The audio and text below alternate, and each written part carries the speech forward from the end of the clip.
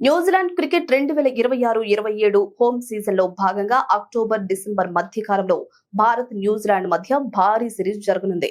New Zealand చరిత్రలోనే అతిపెద్ద inbound పర్యటనగా నిలవనున్న ఈ టూర్లో 5 టీ20ఐలు, 5 వన్డేలు, 2 టెస్టులతో కలిపి మొత్తం 12 మ్యాచ్లు జరగనున్నాయి.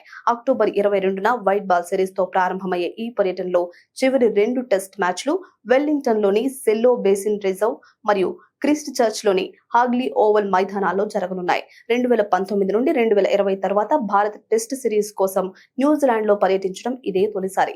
అయితే ఇటీవల 2024-25 పర్యటనలో భారత్ ను వారి సొంత గడ్డపైనే 3-0తో చారిత్రాత్మక వైట్ వాష్ చేసిన కివీస్ జట్టుకు ఈ హోమ్ సిరీస్ మరో పెద్ద సవాలుగా మారనుంది. వచ్చే ఏడాది జరగబోయే వన్డే ప్రపంచ కప్ కు ఈ 5 వన్డేల సిరీస్ ఇరు జట్లకు అద్భుతమైన సన్నాహకంగా ఉపయోగపడనుంది.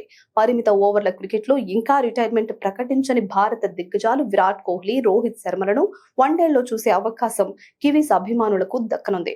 ఈ ఏడాది టీ20 ప్రపంచ కప్ ఫైనల్లో తలపడిన ఈ రెండు జట్లు అంతకు ముందు భారత్ లో 8 వైట్ బాల్ మ్యాచ్లు ఆడాయి. అందులో న్యూజిలాండ్ వన్డే సిరీస్ ను 2-1తో గెలుచుకున్నప్పటికీ టీ20ఐ సిరీస్ లో 4-1తో ఘోర పరాజయాన్ని చవిచూసింది.